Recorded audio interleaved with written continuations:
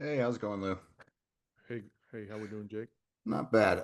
So Daniel Jones, obviously the starter at quarterback for a lot of the reasons of stuff that won't show up on a box score. Getting guys in the right area, the chemistry with teammates, just all these little intangibles. So, from your perspective on the opposite side of the ball, how has he posed any challenges for you on the practice field? Well, I mean, you're getting a guy that's played in a lot of games, has a lot of snaps, been successful.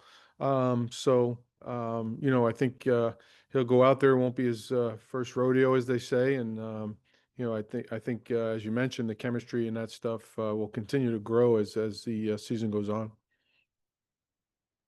Chap, go ahead. Lou, with expectations, I mean they rise with where you were in the draft. Your expectations for Latu this year, first round pick last year, second year. What do you expect? What do you need from him? Well, I just think that he can just continue his development. What we've seen both in OTAs, through training camp, and in the preseason, he's making strides.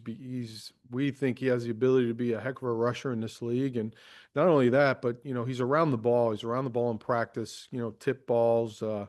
He's just a really, really good football player. So the natural progression for him, I'm not going to put a number. Hey, he has to have this many sacks. I know we all judge those guys by that number or by that metric of sacks, but I think he's going to have a hell of a season based on what I've witnessed so far. Isn't his position right or wrong? It comes down to numbers, and he talked about near misses last year. Yeah. I guess the league's full of near miss guys. You need guys to finish, obviously.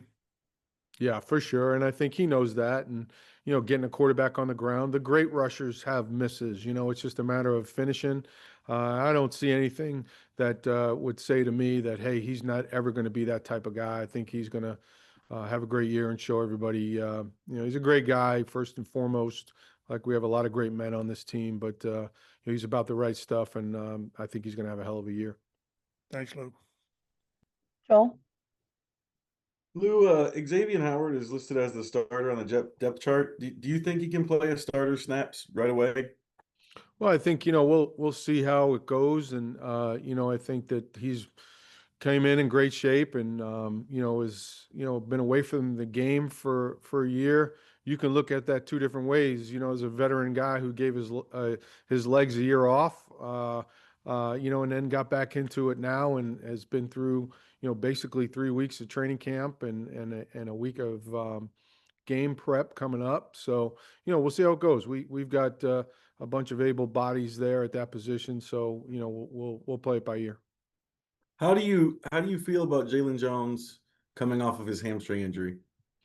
Another guy that has played a bunch of snaps. We'll see how he does. He's had a good week of practice last week, so I feel like he'll be going into the game like a lot of our guys, healthy and ready to play. Steven?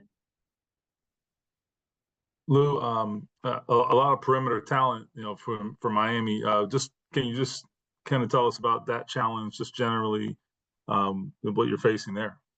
Yeah, speed, and more speed. With the featured players that they have, everybody knows Tyreek and certainly Jalen Waddle, A-Chain, the back. You put those three together, you got a heck of a 4-by-1 team. I don't care who the fourth element of it would be.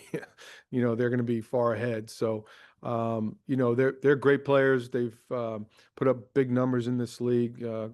Mike does a great job calling plays and keeping you off balance with a bunch of different looks. There's a reason why they've put up the numbers they've put up in the past. So, we've got certainly a big challenge ahead.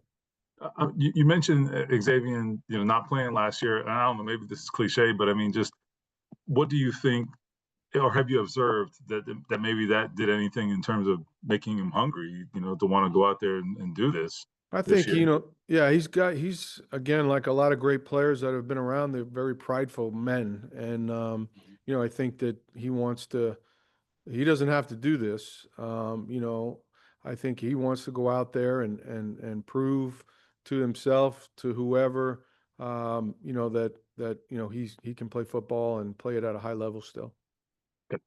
We'll do just a few more here. James, go ahead. Lou, what's been your impression of Tavares Ward when it comes to just his mentality? Very nice guy, I would imagine off the field, but he walks it and he talks it as well occasionally. Yeah, he's got great confidence as these premier corners do. He very very smart football player. Knows all knows really everybody's job and where they're supposed to be on the defense. Communicates great not only before the snap but during the snap. Different pickups that we have to have. So I didn't know that about him. You watch the tape, you see the guy from afar, and you see the plays he makes. But he's a cerebral player as well as a top level talent and cover corner. And last question, Jake. Over the last few years, it seems like effective depth behind Grover has been kind of hard to come by. How did you guys see that race? There's a few different guys in the mix there. How did you see that all transpire, and how do you feel about that depth behind Grover and I guess Buck as well going into the season? Yeah. Well, I just think we've got depth up front for sure with a number of different guys that we can roll through. Same thing at linebacker. It's not just one guy. We feel like we've got a few guys that can uh, help out in different packages that we do. So, we're looking forward to playing a bunch of different people and keeping guys fresh, especially early in the year. The more you can play, I think the fresher the guys will be. Our guys have done a great job of accepting roles that we've handed out. Our defensive staff has done a great job preparing for this game and getting the guys ready. So I'm excited.